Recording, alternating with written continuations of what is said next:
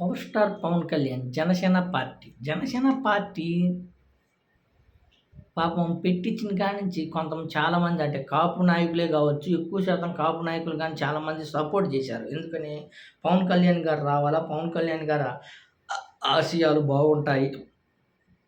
పవన్ కళ్యాణ్ గారిని గెలిపించుకోవాలా, మా నాయకుడిని గెలిపించుకునేవాళ్ళ అనే విధంగా ఉన్నారు.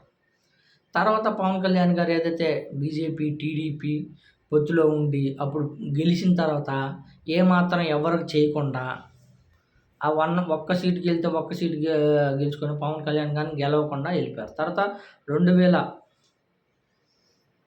2024 ఎలక్షన్స్ 2024లో అయినా సరే ఈసారి వారాహి యాత్ర మొదలుపెట్టారు కదా! మొదలుపెట్టిన తర్వాత కానీ ఈసారి మనకి సపోర్ట్‌గా ఉంటారు, ఒంటరిగా పోటీ చేస్తారు అనే విధంగా తర్వాత ఒంటరిగా పోటీ చేయకుండా మేము టీడీపీకి మద్దతు తెలుపుతున్నాం. టీడీపీకి మద్దతు తెలిపి టీడీపీకి సపోర్ట్‌గా ఉండి ఈసారి కూటమి గెలిచే విధంగా సీట్లు చీలకుండా వైసీపీ ప్రభుత్వాన్ని ఓడగొట్టే విధంగా మేము పనిచేస్తామని ప్రకటించారు. ఓకే, మంచిది అని అందరూ ఆహ్వానించారు. ఎందుకు ఏదో ఒక 40 సీట్లు వస్తాయి. 40 సీట్లు వచ్చిన తర్వాత కనీసం గెలిస్తే పవన్ కళ్యాణ్ గారికి కొంచెమన్నా గౌరవం ఉంటది, కొంచెమన్నా ఇలువ ఉంటది అనే విధంగా అనుకున్నారు. హరిరామ్ జోగి శాస్త్రి గాని, ముద్రగడ పద్మనాభం గారు గాని లేఖ రాసినా గాని పట్టించుకోకపోవడం.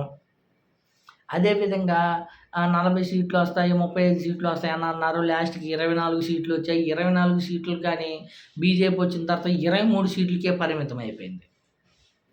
23 సీట్లకే పరిమితమైంది. 21 సీట్‌కే పరిమితమైంది. సరేలే 21 సీట్‌కే వచ్చింది కదా! ఈ 21 సీట్‌లో గాని ఎంత దారుణం అంటే అంత దారుణం అనే చెప్పుకోవచ్చు. ఆ 21 సీటు గాని జనసేన పార్టీ కోసం కష్టపడ్డ నాయకులకి, కార్యకర్తలకు గాకుండా ఆ జనసేన పార్టీ కార్యకర్తల 21 సీట్‌లో ఉన్నది మొత్తం 6, 7 ఫస్ట్ కాంచి ఏదైతే జనసేన పార్టీని నమ్ముకొని జనసేన పార్టీ కోసం కష్టపడిన నాయకులకే ఇచ్చింది 6కే. మిగతాయి ఆ బీజేపీ నుంచి వచ్చినోళ్ళకి, టీడీపీ పార్టీ నుంచి వచ్చినోళ్ళకి, వైసీపీ పార్టీ నుంచి వచ్చిన నాయకులకి ఇచ్చారే తప్ప ఇప్పుడు నిన్న ఏదైతే పోతిని మహేష్ గాని అంత తీవ్ర స్థాయిలో విమర్శలు చేయడానికి కారణం గాని అదే. కాపులకి అన్యాయం చేసింది బాబు గారు, పవన్ కళ్యాణ్ గారే తప్ప ఇంకెవ్వరు లేరు. ఏదైతే జనసేన పార్టీలో ఉన్న కాపులకంటే ఒక్క సీటు అంటే ఒక్క సీటు కేటాయించలేదు. కాపులకి అన్యాయం చేసింది ఎవరో కాదు, జనసేన నాయకుడు పవన్ కళ్యాణ్ గారే. ముద్రగడ పద్మనాథ్ గాని, హరిరామ్ జోగి గారు గాని ఏ రోజైనా మర్యాద ఇచ్చారా? ఏ రోజైనా కాపుల రిజర్వేషన్ గురించి మాట్లాడారా? కాపులకి ఏదైనా అండగా నిలబడ్డారా? ఏ రోజు నిలబడలేదు. కాపులు కనీసం సీటు కేటాయించారా ఇప్పటికి? కాపులకి అన్యాయం చేసింది ఎవరో కాదు, బాబు గారు, పవన్ కళ్యాణ్ గారేను. అందుకనే ఈరోజు జనసేన పార్టీ కేవలం టీడీపీ పార్టీ, పచ్చ పార్టీకే పనిచేస్తుందే తప్ప కాపుల కోసం, కాపు నాయకుల కోసం ఏ రోజైనా కాపుల కోసం అండగా ఉన్న పార్టీ అని తీవ్రస్థాయిలో విమర్శించింది కానీ అందుకే. నిజంగా ఎంత దారుణం అంటే అంత దారుణం అనే చెప్పుకోవచ్చు. 21 సీట్ అన్నారు. 21 సీట్‌లో గాని 6, 7 జనసేన పార్టీ మిగతా ఉన్నారు తప్ప మిగతా వాళ్ళంతా YCP party, TDP party, BJP party వాళ్ళు ఉన్నారు తప్ప నిజాయితీగా జనసేన పార్టీ కోసం కష్టపడ్డోళ్ళకి ఏడొచ్చింది సీట్లు? నిజంగా ప్రతి ఒక్కరు తీవ్ర స్థాయిలో విమర్శిస్తున్నారంటే కారణం ఇదే కదా!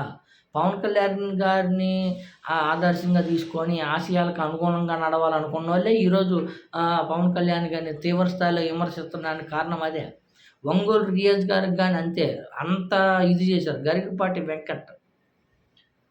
ఆయనకి ప్రకాశం జిల్లా నుంచి టికెట్ ఇస్తారని ఎన్నో పుకార్లు పుట్టించారు. లాస్ట్‌కి టికెట్ కేటాయించలేకపోయారు. అలా ఒక్కడినని కాదు, మొత్తం నియోజకవర్గాల వారికి ఎక్కడ సీటు మొత్తం బీజేపీలో ఉన్నోళ్ళకి, టీడీపీలో ఉన్నోళ్ళకి టికెట్లు కేటాయించడమే చాలా చాలా దారుణం అనే చెప్పుకోవచ్చు. మొత్తానికి 21 సీట్ అని కేటాయించారు కానీ 21 సీటు కానీ జనసేన నాయకులు, కాపు నాయకులు అనేవాళ్ళు కానీ లేరనే చెప్పుకోవచ్చు. మొత్తానికి జనసేన పార్టీ పెట్టింది పచ్చ పార్టీ కోసమే గానీ ఇంకో పార్టీ కోసం కానే కాదని స్పష్టంగా అర్థమైంది దీనితోటి.